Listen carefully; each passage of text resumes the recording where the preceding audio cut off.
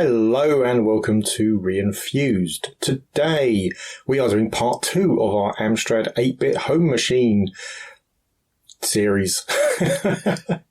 Now last time we talked about the 464, which is Amstrad's kind of first foray into the home computer market. It was a nice enough machine, 64K of memory, the 64 in the name, become relevant in a second, and a tape player, the 4 in the name for whatever reason, just the SKU number, I assume. So we move now on to the 664, which was, it's the follow-up really to the 464 line. And what this did primarily was add a 3-inch floppy drive to the system. So it took away the tape and it added the floppy drive in. And so it's the 6, meaning it's got a disk drive, and again the 64 because it's still got 64K memory.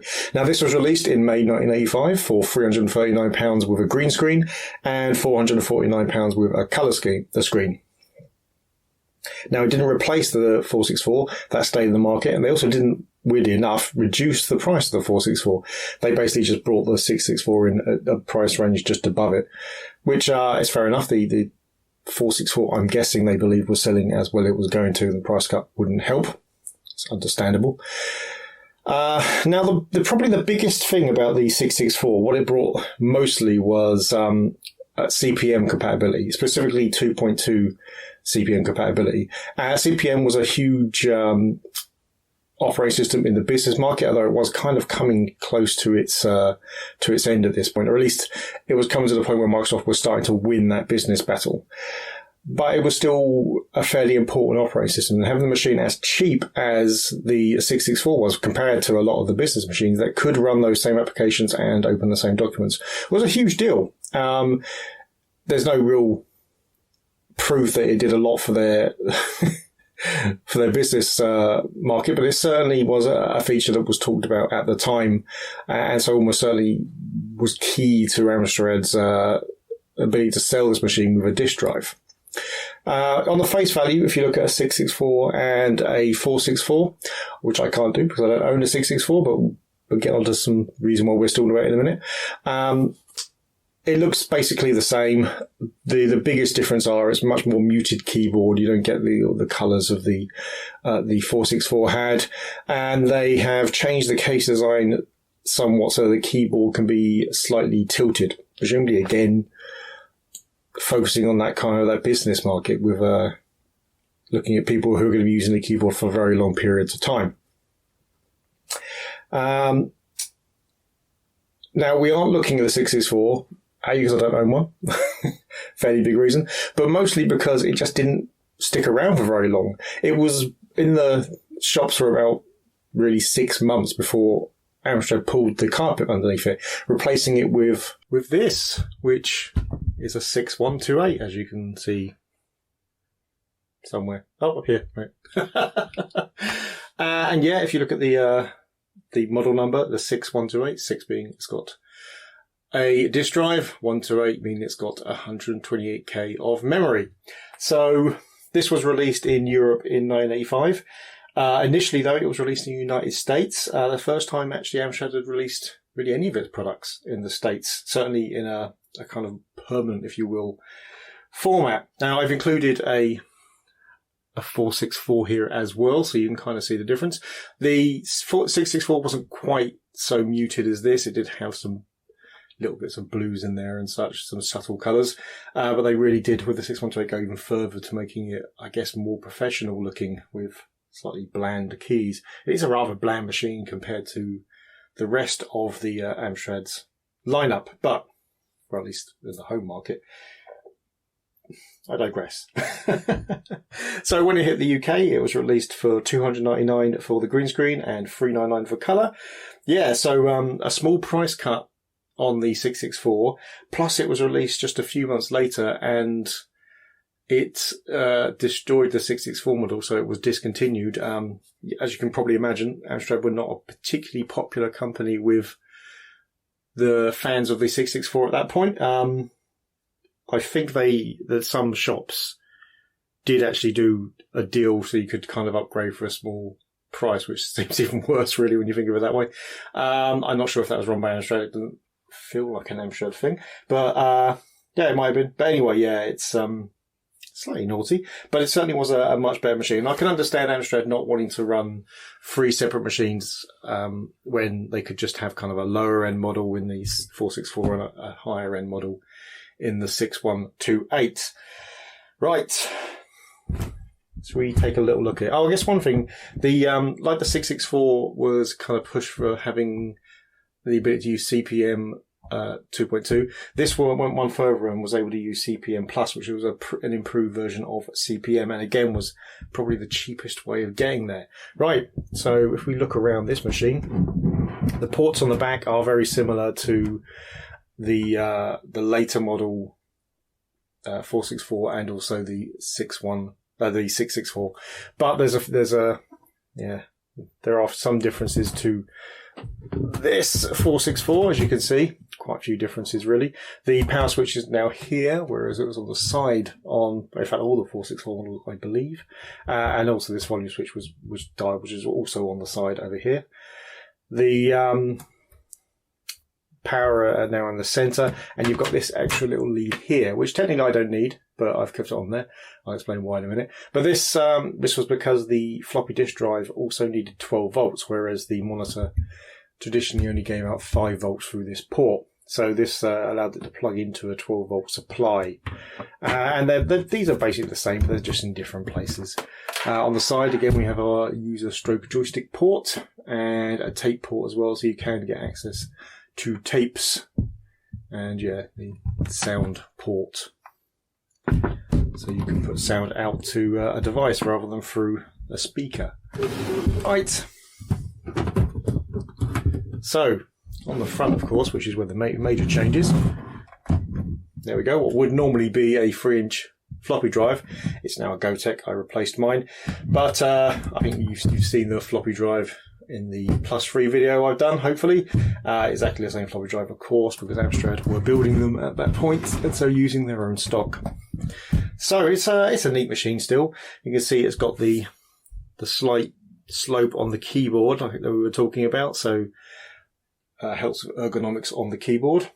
But yeah, so the 3-inch disk drive, this is a big thing. Obviously, 3.5-inch drives were kind of coming into prominence at this point.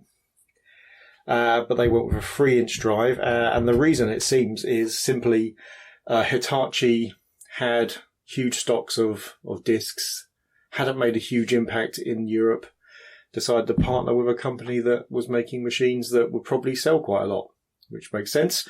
NEC also, I think, the same thing, because they made driver chips for it, and so they also gave Amstrad a really good deal.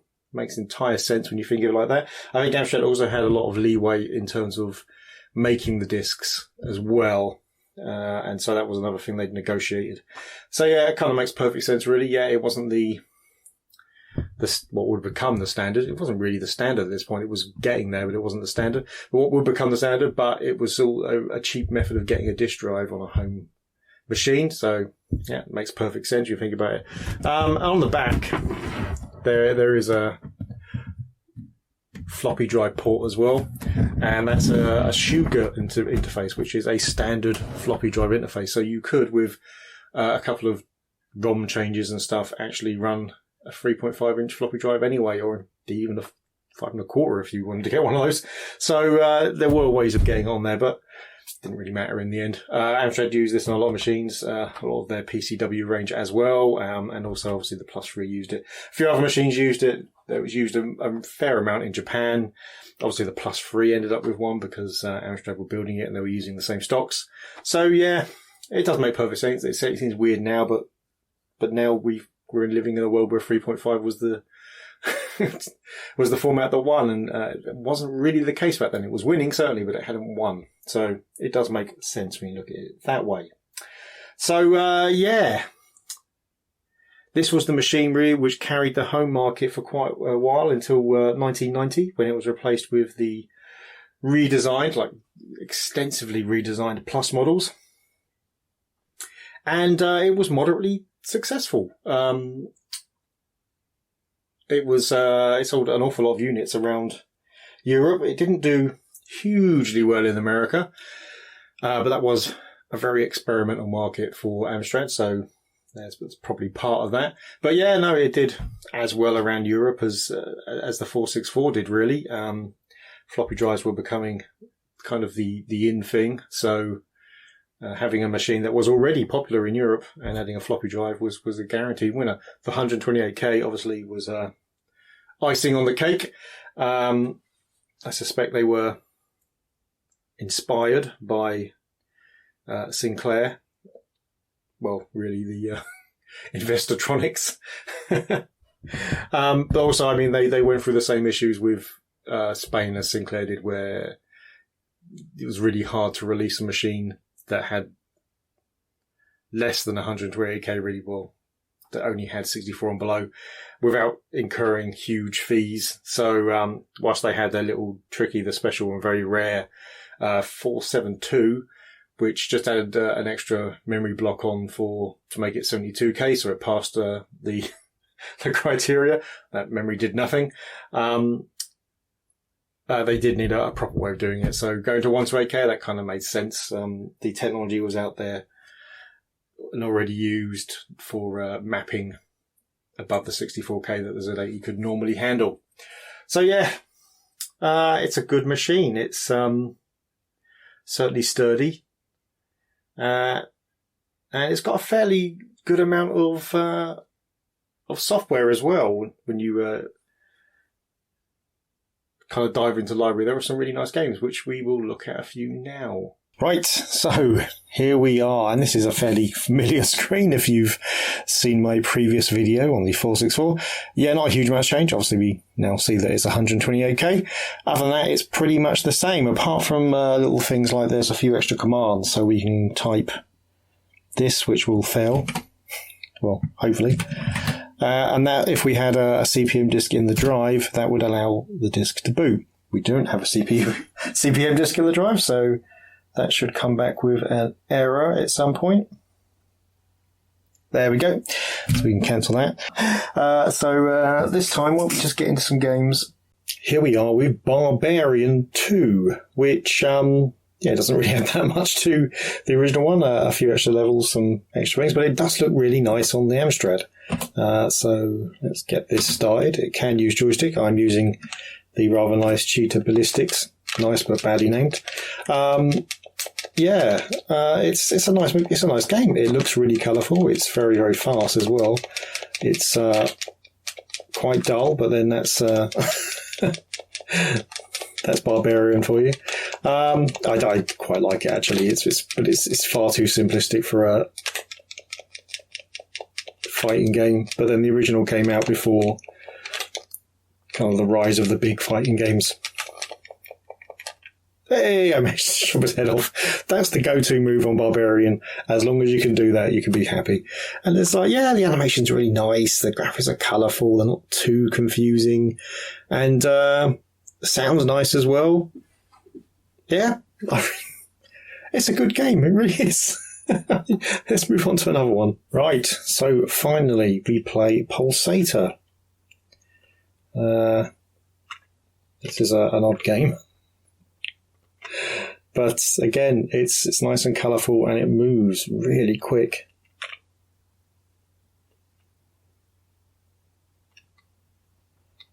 It's again not one I've been particularly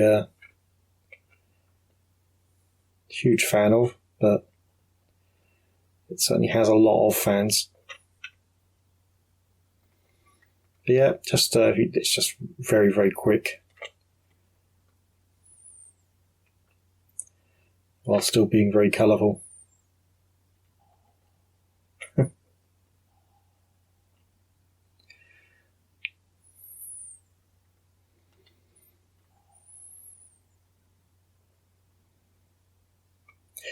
Anyway, before we finish, we'll quickly show off CPM and then we'll kind of talk about it.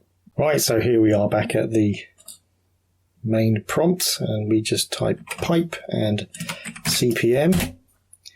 And if you've got a CPM disk in the drive, then it should just load it up.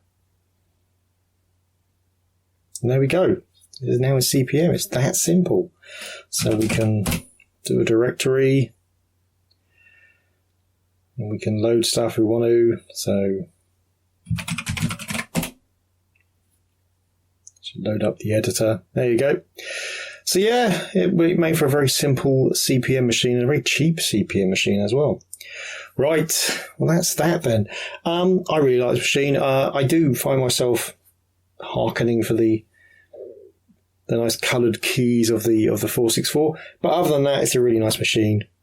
It's a nice simple way to get games on a Amstrad because of the especially using a GoTech, a lot faster as well. But yeah, no, I like it. I've been after one for a while. I'm glad I got one. I would like a 664 as well, just so I've got that collection. And I'm still looking for the plus ones. So as soon as I get those, I'll be able to complete this look at Amstrad's machines. Right, well, thanks for watching. If you enjoyed the video, please hit like. If you really enjoyed the video, please hit subscribe. If you didn't enjoy the video or you have something else to say, then please leave it in the comments below. See you next time.